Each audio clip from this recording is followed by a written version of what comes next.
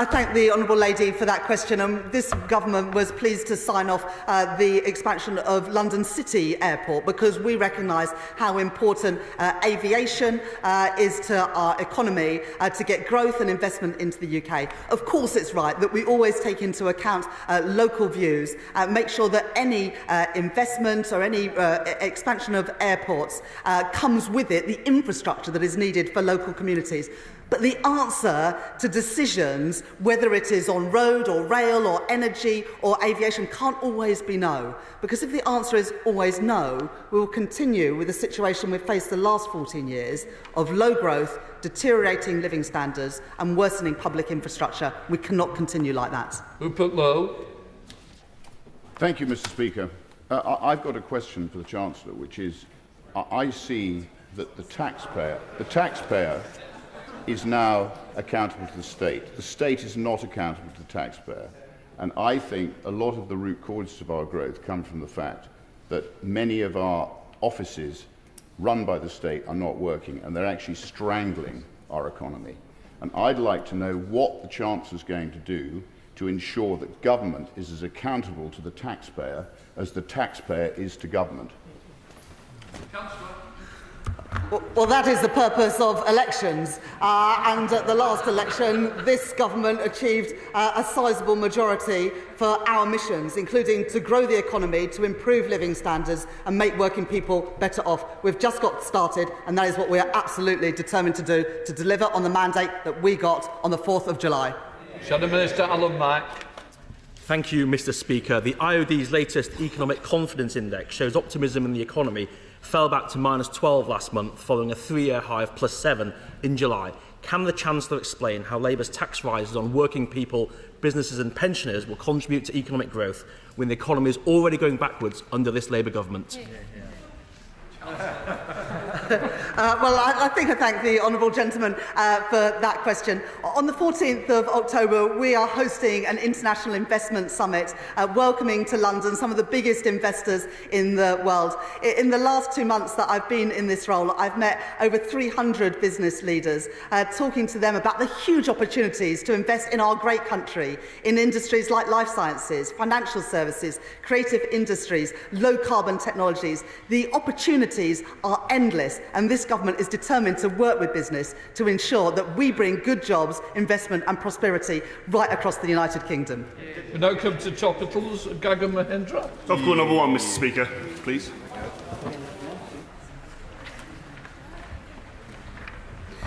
Mr. Speaker, this government has inherited a £22 billion black hole in the public finances. That requires tough choices to rectify the situation that we have inherited. And we will also clamp down on egregious spending and half government spending on consultancy. This will save £500 million next year. Increasing consultancy spend has been rife across government these last 4 years, up 55% at the Department for Transport, up 137% at the Foreign, Commonwealth and Development Office, and up a staggering 416% at the Home Office. No wonder taxes are so high and public services are so poor when the last government frittered away taxpayers' money with no concern.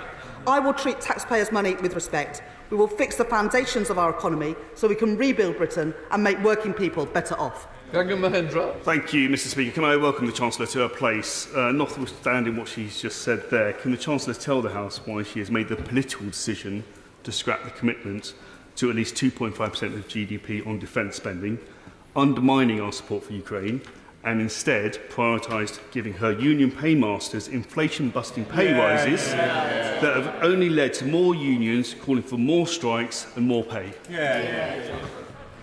Let me respond directly on the issue of Ukraine. I had the pleasure to meet Minister Marchenko from Ukraine in my first couple of weeks in this job and made the commitment to him to go ahead with the Extraordinary Revenue Acceleration Programme. I think this is an area that it's important that across the House we work together to support the Ukrainian people against the Russian invasion. In the last Parliament, we always supported the government when they took action to support the Ukrainian people. I hope hope that that cross-party support can continue. Everybody, stop it, and I've got a big list to get through. Rachel Maskell gives us a good example.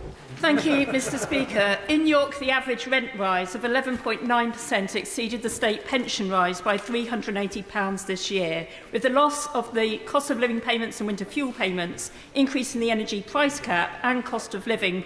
Pensioners are frightened how they're going to keep warm this winter, as am I. With changing the eligibility for the winter fuel payments, how will she protect pensioners above the pension credit threshold to prevent cold, ill health or worse this winter? I thank my honourable friend for that question. The basic state pension is worth £900 more than it was a year ago and will go up again in April next year because of the triple lock which we have committed to for the duration of this Parliament. We have already written to York Council and working with local authorities across the country to boost take-up of pension credit because this government, unlike the last government, is determined to ensure that 800,000 people entitled to pension credit actually receive it. Thank you, Mr Speaker. When the Chancellor was sitting on this side of the House, she repeatedly attacked cronyism. So can she tell the House whether she told the Treasury Permanent Secretary that Ian Caulfield had made a donation to her before she got him appointed as a director in the Treasury? Yes or no? Yes. All governments appoint people to the civil service. The donation from Ian Caulfield was declared over a year ago in the proper way, and we answered all the questions in the right way that the civil service asked when we made that appointment. Ian Caulfield is supporting this government in hosting the International Investment Summit, which is going to bring hundreds of global investors to the UK next month. I think that means the answer is no. And the Ministerial Code states that ministers must ensure that no conflict arises or could reasonably be perceived to arise between their public duties and their private interests, financial or otherwise. That did not happen. So will she tell the House why is cronyism wrong under the Conservatives but acceptable under Labour?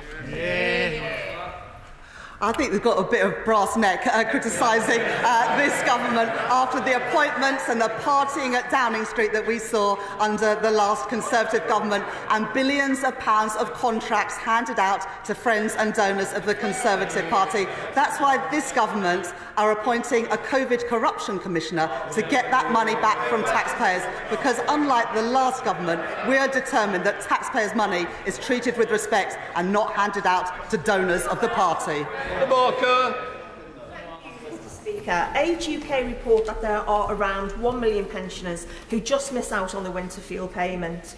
These are people living on modest incomes within £50 of the poverty line who will miss out due to a tiny occupational pension, including many in Liverpool Wavertree. We have heard about the campaign to take up pension credits. You actually made it to the end of the video.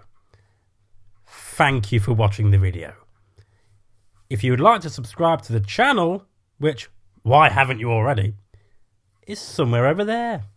And also, if you want to watch more videos, also check out over there. I've been Jake from Just Jake. See you later.